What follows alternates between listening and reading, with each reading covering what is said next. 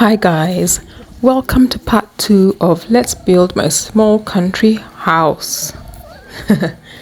This part is going to be quite long because it's got the most important bit, which is the surveyor plotting all my points that I need to make a start.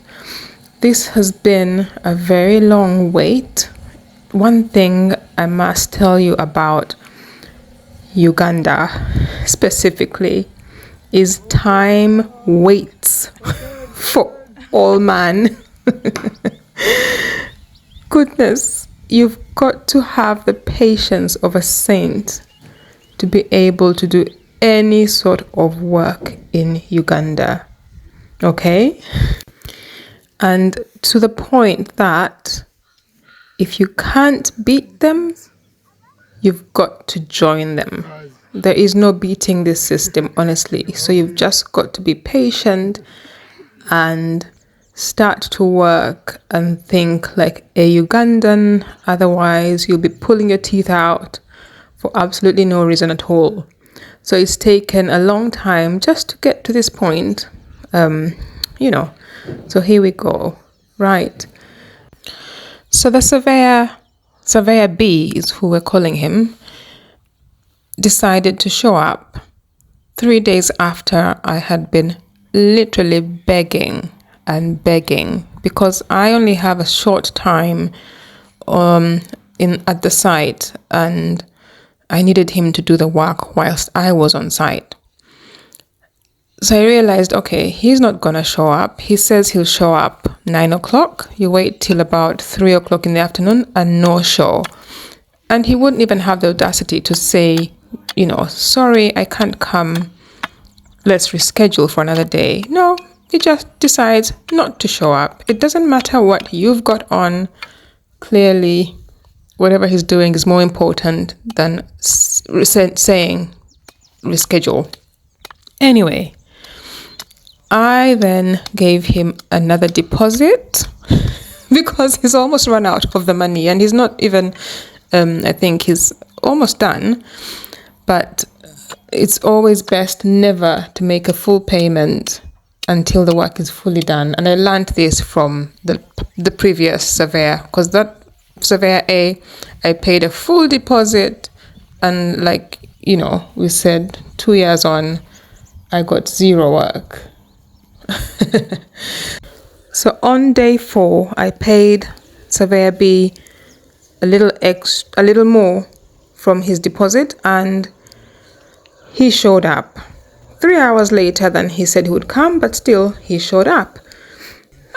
Okay, so I then rang my contractor here, Hillary, in the red shirt, to come and make sure he marks all these points that we were being given. This job took almost 3 hours. Now, on this property, there is an access rod which needs to move right quite a bit. So that will be the only thing that, I will need to contact the neighboring plots just to make sure that the rod is where it's meant to be. And I will be grading this access rod for my own access and for their access and for anyone else's access. It's really a private rod, but they can access it as well. So I'll be grading it, but before I grade it, I need to just be aware that all the other plots know where their plots stop, because it just appears that the gardeners have planted far out of their demarcations, and this happens a lot. You give your land out to a gardener to till, and they till it, but when they realize there's nobody about, they will normally go over their given plot, and that's fine. If nothing's happening, they might as well plant on it. So I've spoken to one of my neighboring plots where the road is over here, down here, where all the sweet potatoes are, because that goes way out of the boundary. The boundary is from where my contractor is pegging to the other side where currently the surveyor is. You will also notice that all these markings already have ground markers on, so it's not being made up. We're actually following the guide of the ground markers, which mark and demarcate the end of that plot. And then he says 8 meters into my side, and that is where the rod needs to be. Yeah, so this whole part I am not going to fast forward. I will just let you watch, because it's extremely important to show you that he is actually spot on, literally going exactly where the markers are, and that's where we're pegging because we don't know.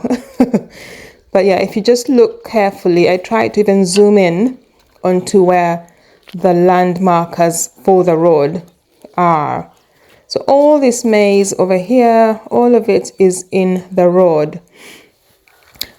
So like I said, I spoke to one of the plot owners at the bottom of my plot, and we agreed that the humane thing to do is let this maize and beans and sweet potatoes grow out, and once it's been harvested, then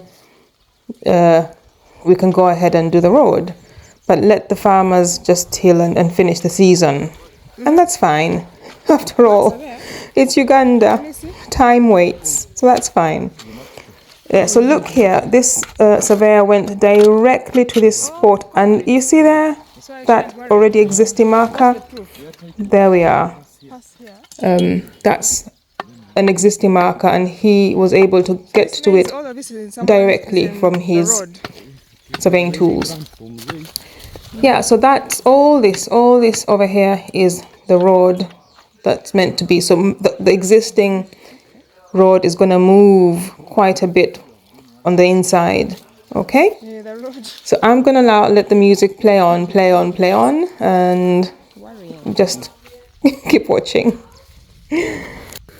Quick disclaimer, everybody that appears in this video knows they're being recorded. Surveyor B said he doesn't mind at all. He's quite happy to be on record. And so does my contractor and anyone else. Okie dokie.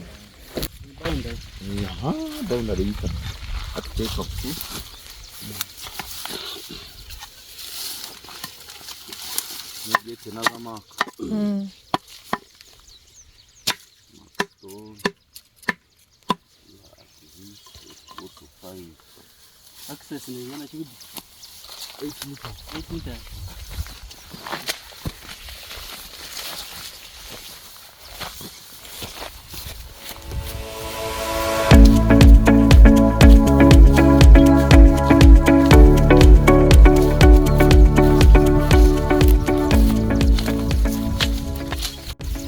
Where is it?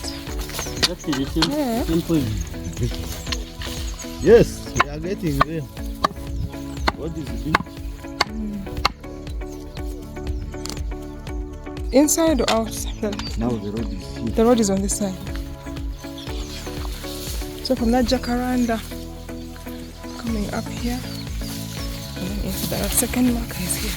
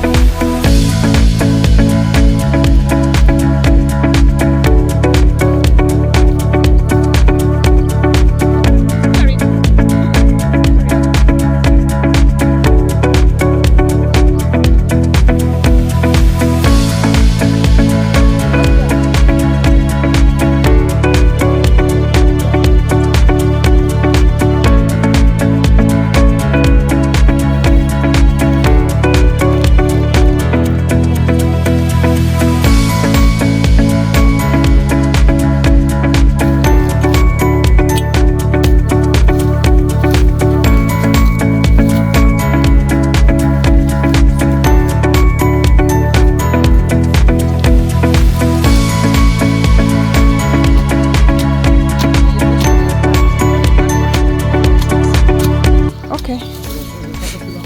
Okay. This plant is called Mugora, na? Mugora. Iron out. Oh, iron out issues. Uganda mulamula. Mulamula.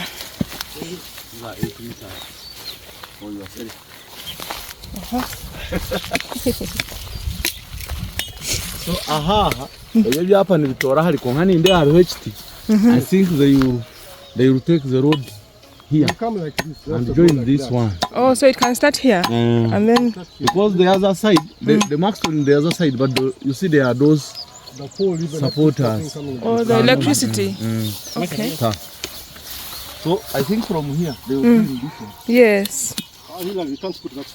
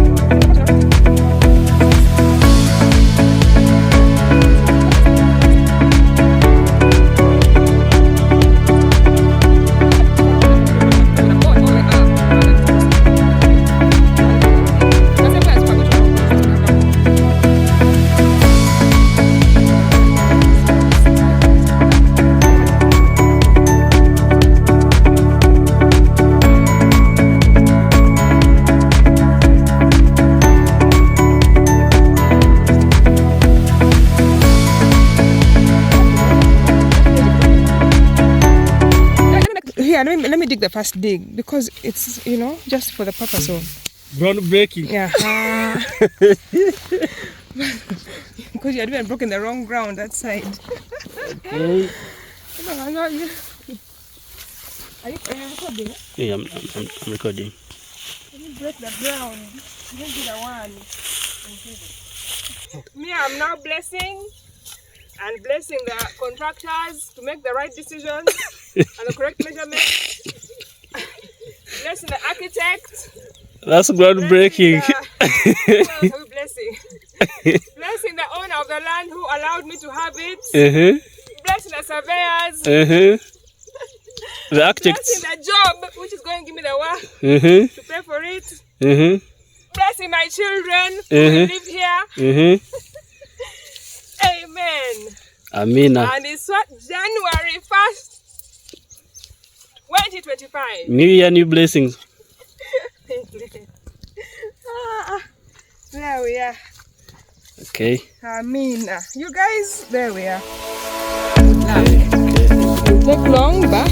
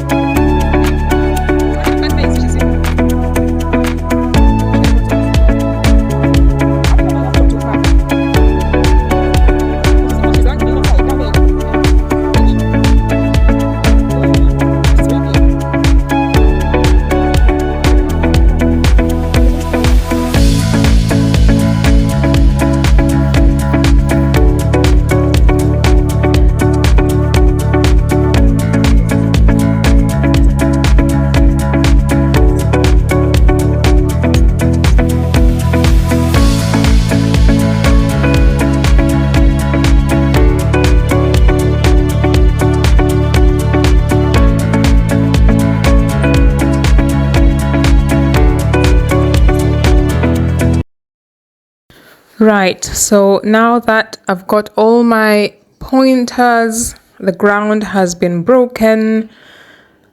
I have got somebody that was interested in tilling the land for 1 season, and I might as well go along with that.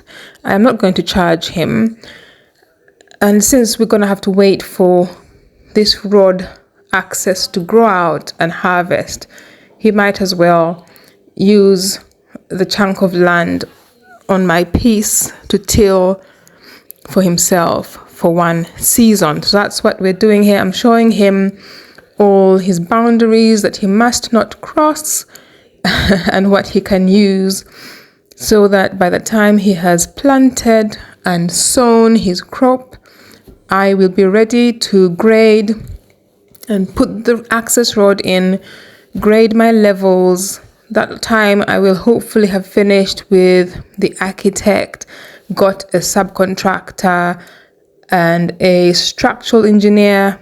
So that's what I'll be doing whilst this is growing out. Also, what's going to happen now that I have all my demarcations is to grow my hedging plants and some plants that can grow along the hedge. I've always wanted to do this, so that could be growing whilst we wait for the other processes to be completed. So the surveyor is going to do that job, and you'll see it getting done. The gentleman who is going to till the land, you'll see at the end of the video, has already gone ahead and cleared his bit. So it's all going on. It's all full speed ahead. And now I will get you all the current costs. And whilst I do that, I will say that Surveyor A thought it was a good idea to repay my money that he was given, and obviously I did not get anything out of it. So he has started to pay me back. So that will not be an entire loss. I'm very thankful to him that he's able to do that. And I'm going to run down all the costs now. A balance brought forward from the part 1 of this video, if you want to refer back to it, is £1,362. The contractor this time round, I paid £250 for the work he's doing. The plants and hedging cost £100. The surveyor number A, who is refunding my money, has refunded so far £110 out of a possible £600, and so he's left with £490 to pay back, giving us a grand total of £2,514 so far spent. I still have to pay my architect fully because the work has not been finished. There's always like things that are being added on, so that's gonna cost me a bit more than I had anticipated, but that's my fault. So as soon as it's done, I will add that to the total cost because I haven't got the final drawings yet. But as soon as they come in, then I'll be ready to go to the structural engineer and the contractor and all of that good stuff. Right, guys, thank you very much. It has been a successful trip back home. A lot of pushing, a lot of being patient, a lot of just being laid back. Otherwise, you will get proper depression if you don't conform to the Ugandan way of doing things. I will see you again in the next video. It might be a very good 4 or 5 months yet. The work will get done bit by bit. And thank you for watching. Have a happy new year.